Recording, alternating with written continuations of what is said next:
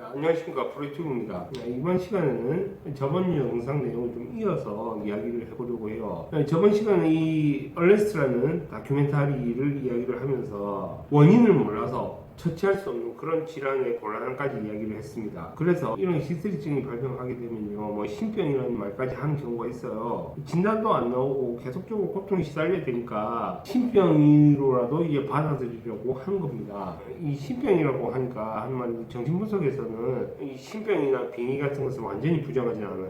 대신에 그런 현상을 일으키는 정신작용을 연구하자는 거죠. 제가 그 서울에서 강의할 때도 그런 질문을 한 번 받았어요. 정신분석에서 빙의 현상을 어떻게 바라보고 있느냐. 빙의와 같은 것은 정신분석에서 히스테리로 생각하고 있어요. 프로이트가 쓴 히스테리 연구를 읽어보면요, 그 책에 나온 사람들도 어떻게 보면 다 귀신 들린 것처럼 보여요. 엘리자베스는 갑자기 질환이 발병하더니 걷지도 못하고 누워서 하고 있지. 그 에미 부인 같은 경우에는 그 히스테리 발병하고 틱도 생겼거든요. 그 에미 부인은 귀족 가문이에요. 그 이름에 홈이 붙어요.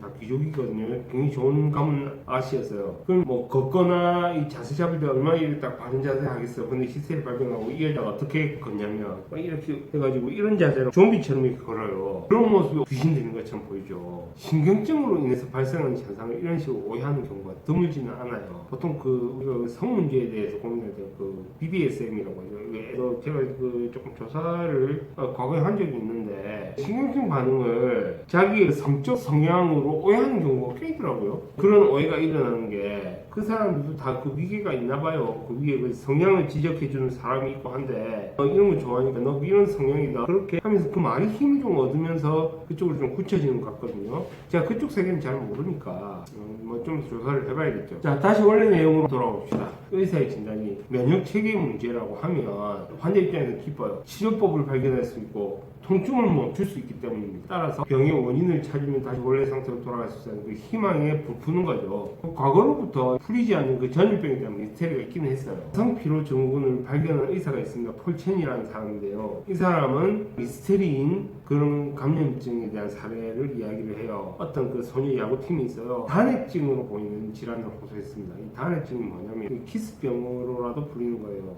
입에 어떤 물집이 생기는 거죠. 여기에 감염되면 이제 저름 오고 열나고 식욕도 떨어지고 근육통도 생기고 림프절 그런데요. 그에 이제 다른 여러 가지 증상도 부가적으로 따라오는 것들도 있고요. 그런데 이게 감기 바이러스하고 같아서 치료되어서 완전히 사라지는 게 아니라 증상만 사라진대요. 그런데 어떤 소녀 야구팀이 단핵증으로 보이는 이 질환을 호소하기 시작해요. 그리고 그해 7, 8월에 200건이 넘는 바이러스 감염이 일어납니다. 이 단핵증 자체는요, 직접적인 피부 접촉이 있어야 되거든요. 그런데 공기로 감염되는 것도 아니고 감염되는 숫자가 굉장히 많았다는 거예요. 자, 이 감염이 이만큼 일어났다. 치료에 있어서는 크게 문제가 안 될 수가 있어요. 그런데 진짜 문제는요, 단핵증으로 보이는 이 증상이 나타나고 나서 그 증상이 갈수록 심해지면서 초기하고 전혀 다른 양상을 보였다는 겁니다. 이 의학 자료 같은 걸 보니까 일반적으로 이 단핵증이라는 건 4주 안에 없어진다고 하는데 그게 아닌 거예요. 그리고 이 단핵증 증상, 입에 있는 물질 같은 게 사라져도요, 극심한 피로감을 호소하는 거예요. 거기다 이 인지 능력에도 문제가 생겼다고 해요. 질환에 걸리면서 시야가 좀 좁아졌을 겁니다. 그럼 이런 내용들은 이 의학적으로 지금 관찰이 안 되는 거예요.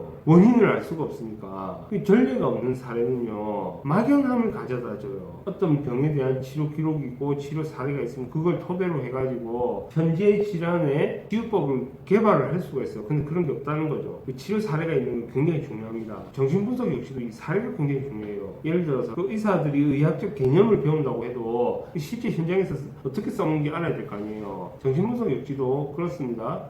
분석 개념 여러 가지가 있고 방어기제라는 측면이 여러 가지가 있는데 현장에서 어떻게 적용해서 어떻게 써먹는가, 이게 더 중요해요. 생각했을 때 소녀 야구팀의 단핵증이라는 게요, 바이러스 감염이 있을 수도 있을 것 같긴 해요. 있을 가능성이 있죠. 하지만 이것만 있던 것은 아닐 겁니다. 이런 경우가 있어요. 어느 학교에서 이제 급식 먹고 한 사람이 식중독 증상을 보여요. 이 급식을 가지고 오는 회사의 음식에 문제가 있기 때문에 이 급식을 먹은 사람들은 식중독 가능성을 다 내포하고 있잖아요. 그런데 이때 같은 급식 안 먹고 집에서 싸운 도시락을 먹거나 한 사람도 같은 식중독 증상을 보일 수가 있는 겁니다. 이때 이 식중독 증상을 보이는 이유가요, 정신분석에서는 히스테리 동시라고 이야기를 해요. 집단 동시라는 말도 쓰죠. 이 식중독 증상을 보이면 학교 빠져 집에 가서 넣을 수 있으니까 좀 부럽다. 그러니까 자기들이 이 증상을 보이면 집에 가서 넣을 수 있다. 이런 내용이 반영되어 있는 거예요. 이런 식으로 뭐 히스테리 동시가 일어나는 경우는요, 어느 그 여자 기숙사에 어떤 아가씨가 멋진 청년한테 러브레터를 받았는데 그날 밤에 그 여자 기숙사 전체가 막 설레서 난리였다 뭐 이런 이야기도 있기는 하죠. 자, 다시 소년 야구팀 이야기로, 처음에는 접촉해서 감염된 사람이 몇 명이 아닌데 갑자기 200명까지 늘어나. 이게 전부 다 신체적 접촉을 통해서 그렇게 늘어났다고는 볼 수 없을 것 같아요. 증상에 대해서 추적 조사를 했는데 시간이 갈수록 증상이 더 심해졌단 말이에요. 일반적 다혈증이 아니라는 거고요. 게다가 이 아픈 상태가요, 하루 이틀 뭐 한 1개월 이 정도 유지되는 게 아니라 수년 동안 지속되는 거예요. 거기다 이제 갈수록 심해졌고, 그러니까 완전 다른 증상이 되어버리는 거죠.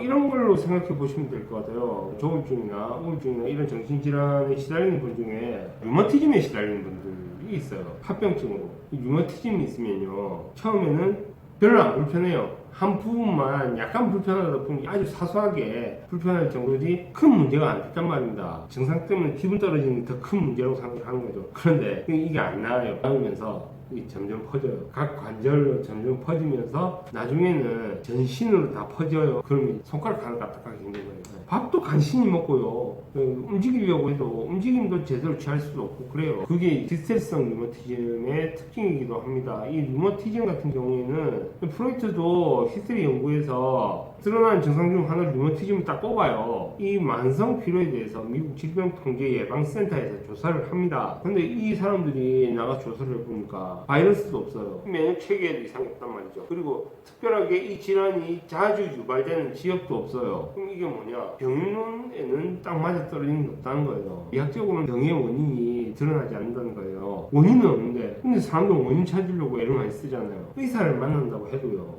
이런 질환에 대해서는 손 못 쓰는 경우가 많아요. 그런데 의사가 해주는 말이 효과를 일으킬 수는 있습니다. 의사는 치료를 위해서 전문적인 말을 할 수가 있고요, 그것은 환자와의 관계를 통해서 결정이 돼요. 이 언어의 효과를 현장에서 발견하는 건 정말 중요합니다. 어쩌면 이 다큐멘터리에서 의사가 질환의 원인을 감염으로 진단했기 때문에 그 믿음이 어느 정도 효과를 일으킨 것인지도 몰라요. 그리고 그런 실제 모습을 보여줍니다. 다큐멘터리에서 의사를 만나고 치료제를 처방받고 그 약을 먹어요. 그럼 그 뒤에 또 걷는단 말이에요. 이때 처방약은 항바이러스제예요. 감염 때문에 지금 이 상태가 됐으니까 이 바이러스 없으면 된다. 이제 항바이러스제를 먹어요. 먹고 믿음을 가지고 걷죠.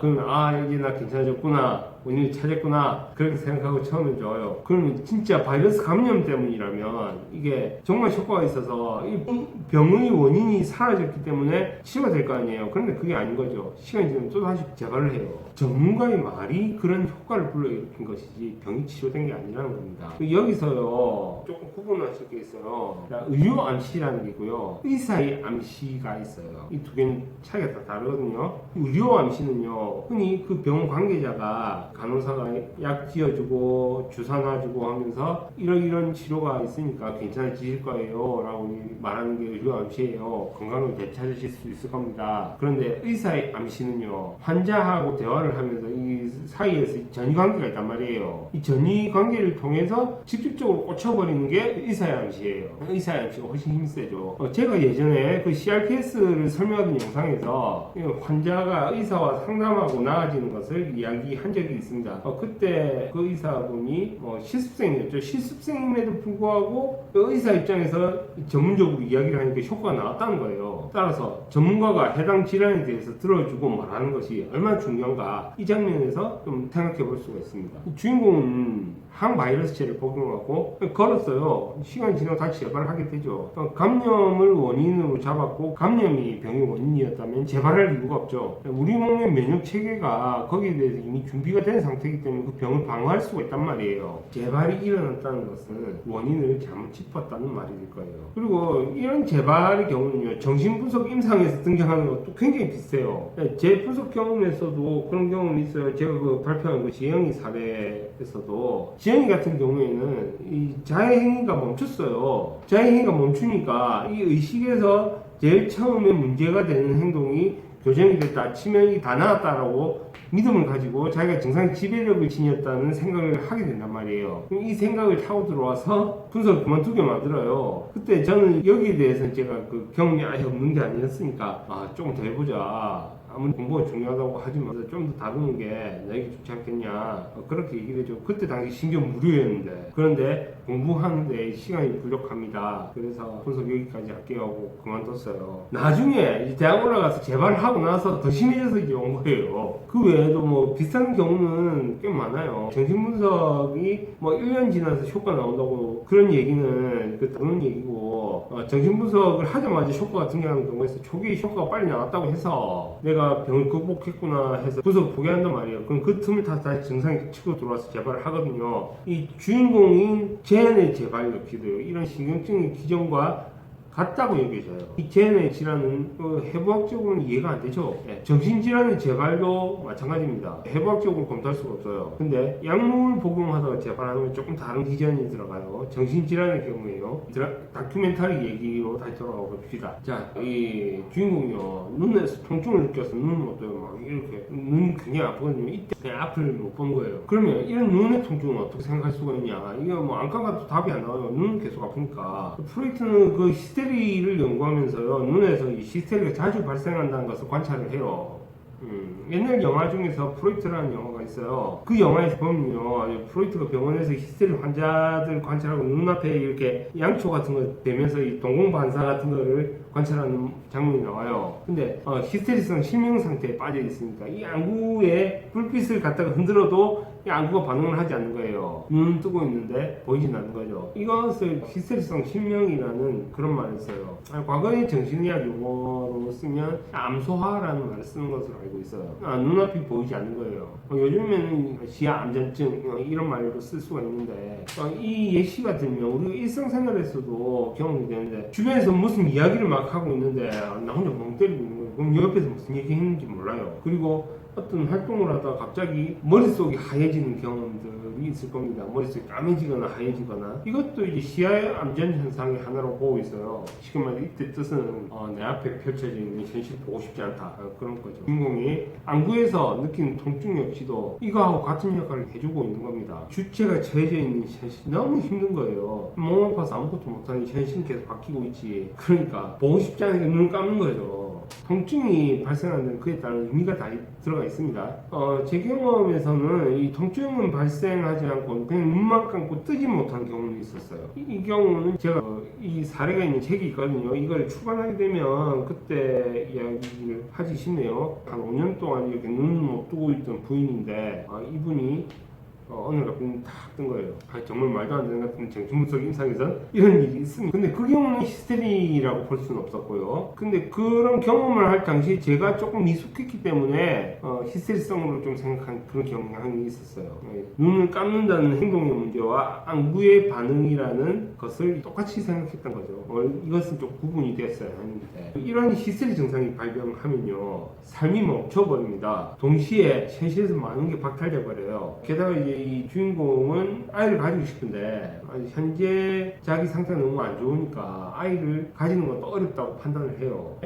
이게 히스테리증이라면 아이를 가지는 게 도움이 될 수도 있습니다. 대상리비도 투자가 들어가고 있거든요. 프로이트도 그런 이야기를 하긴 합니다. 임신을 하게 되면 자기 몸 안에 이제 아이가 있는데 이 아이에게 온갖 사랑을 다 투자할 거 아니에요. 그럼 여기에서 좀 증상이 좀 가벼워질 수가 있다 그런 이야기를 하는 거죠. 어떤 여성분들은 그런 이야기를 하는데 우울증이 뭐 되게 심했다. 그런데 아이를 가졌을 때는 괜찮았어요. 애를 가졌을 때는 정말 우울하지도 않고 정말 살만했는데 애 낳고 나서 다시 또 우울해서 나 미치겠다 죽고 싶다 이런 이야기를 하는 거예요. 어쩌면 뭐 이런 측면이 산후우울로도 연결이 되는지도 모르겠습니다. 안구에서 느끼는 이런 통증 현대의학에서 다루는 데는 한계가 있을 거예요. 이렇게 등장하는 통증은 신체적 원인은 없고요. 이 환각의 성질을 띠고 있는 거예요. 프로이트는 히스테리 연구에서 직접적으로 통증 환각이라는 말까지 써요. 예를 들면 CRPS 환자의 통증이 왜 안 사라지냐, 그 통증 자체가 환각으로 등장하고 있는 것이기 때문입니다. 또 마약성 진통제를 처방을 하잖아요. CRPS에는 마약성 진통제가 또 왜 안 드냐, 즉 통증 환각을 일으키는 정신작용에 기전하고 마약성 진통제가 일으키는 정신작용 기전하고 다르다는 거죠. 그러니까 통증이 안 멈추는 거죠. 그런데 여기서 문제가 하나 있어요. 정말 뭐 CRPS 같은 통증이요, 정신적 문제로 일어났다고 화내시는 분들이 있어요. 이 경우에는 이분들의 체면이 굉장히 중요한 겁니다. 자신의 갈등을 드러내고 싶어 하지 않는다는 거죠. 그래서 어떤 분들은 체면을 잃으니나 차라리 죽을란다 이러시는 분들도 있어요. 그분들의 경우에는 아픈 것보다 체면이 우선이신 분들이라서 그럴 수도 있습니다.